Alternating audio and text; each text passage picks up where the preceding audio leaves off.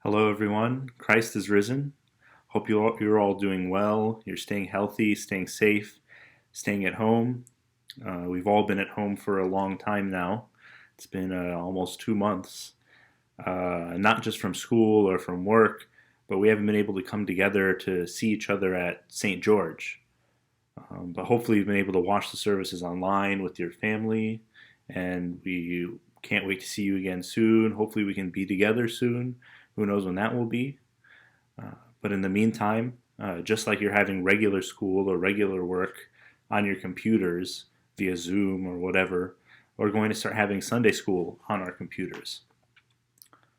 Over the next few weeks, we're going to start hearing some stories from the Bible. Maybe some of them you've heard before, some of them maybe are new to you, but we're going back to the basics, the Bible. Naturally, we're going to start at the very beginning with the story of Adam and Eve, the first two people that God made. So the book I'm using is this one. If you want to follow along, Bible Stories for Children. Maybe you've read it in your Sunday schools already before, but if you have it at home, you can read along with me. The first man God made, we call Adam. God saw that man needed a place to live.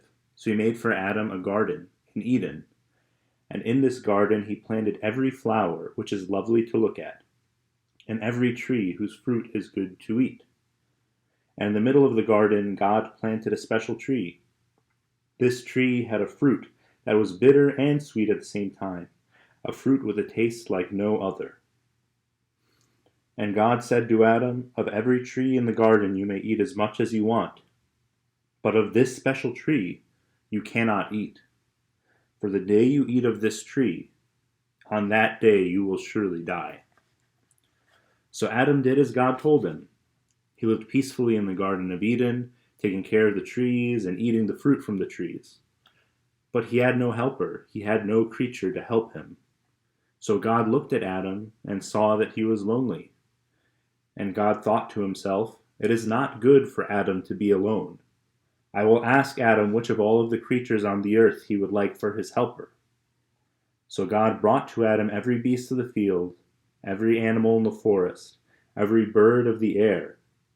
And Adam looked at them one by one, and gave each one of them a name, but found none of them to be his helper. So then God thought, "I will make a woman for this man." And that night God made Adam fall into a deep sleep.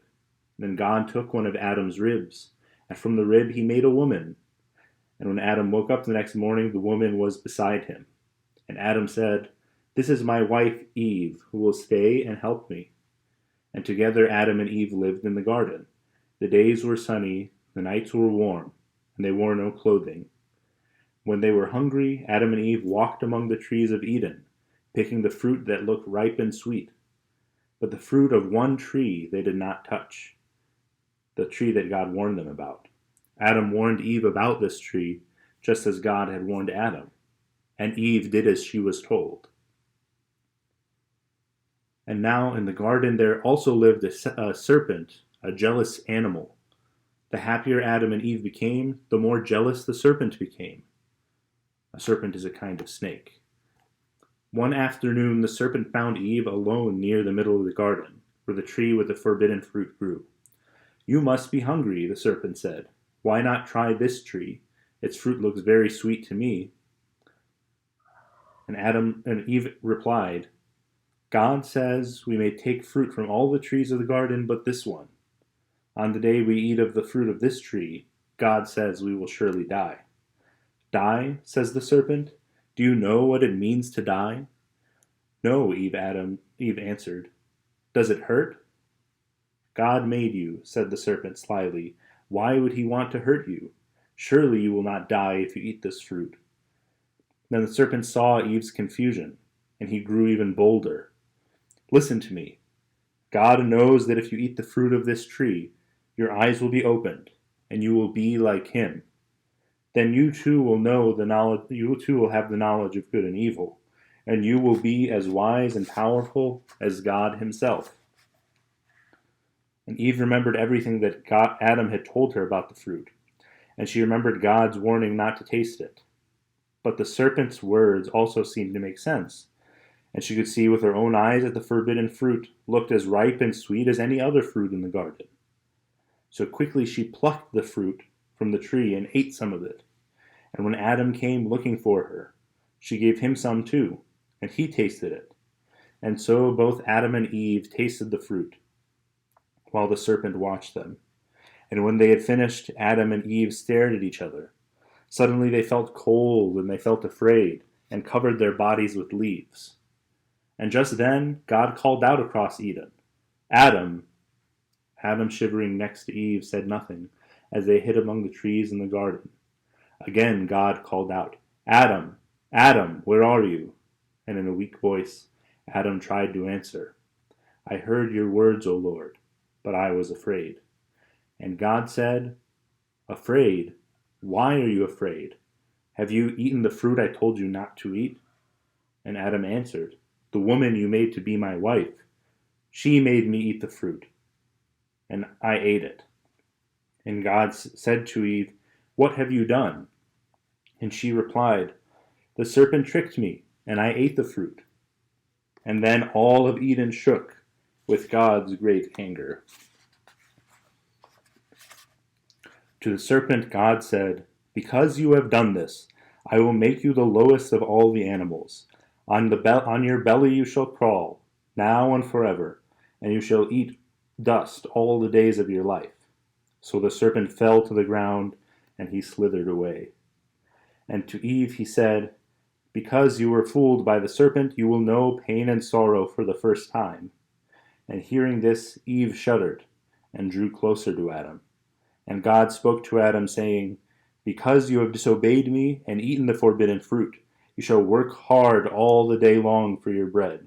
The earth will be dry, it will be tough, it will be full of weeds, and your body will ache and sore from pulling them out. Nor will your work end until the day you are buried, for from the dust I made you, and to the dust you shall return." And to both Adam and Eve God said, "Because you wanted to be like me, knowing both good and evil, you must leave this garden that I made for you." So God made coats of animal skins to cover Adam and Eve and protect them, for bitter winds blew outside of Eden.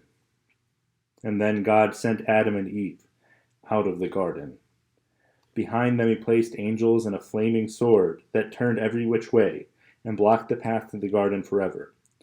And so the first man and the first woman made their way into the world. So like I said, you've probably heard this story a few times before. But why is it important? Well, because God didn't just make Adam and Eve. In fact, he made every single one of us. Just like he is Adam and Eve's father, he is also our father. So because he is our father, just like he is Adam and Eve's father, the story is not just about them, but it's also about us.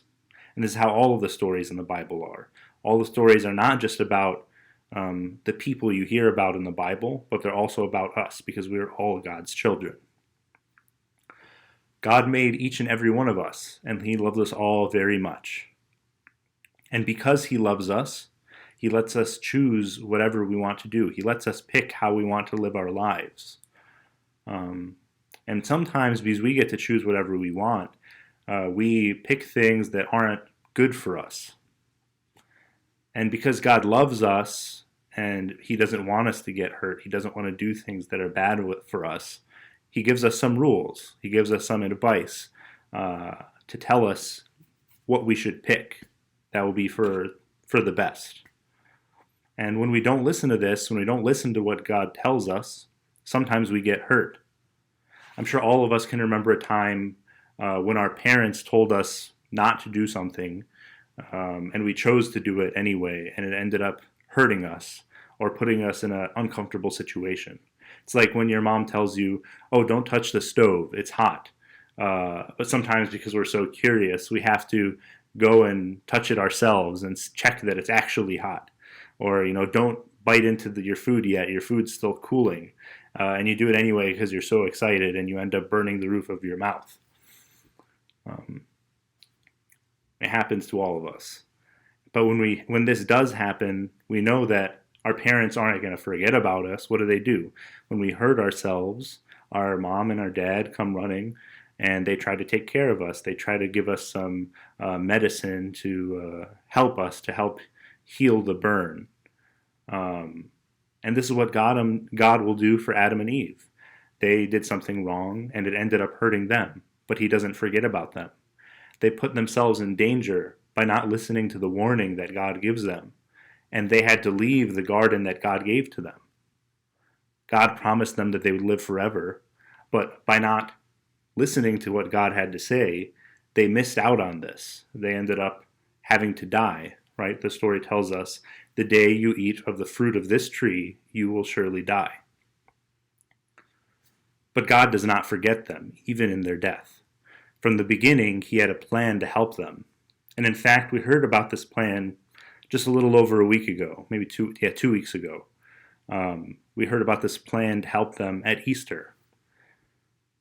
Because Adam and Eve were going to die, they did die. God sent his son, Jesus Christ, to save them from dying. We see this in the icon of the resurrection, the icon of Jesus Christ being resurrected. We always see that Adam and Eve are at the bottom. They're in coffins. Those coffins represent that they were dead, that they were held by death.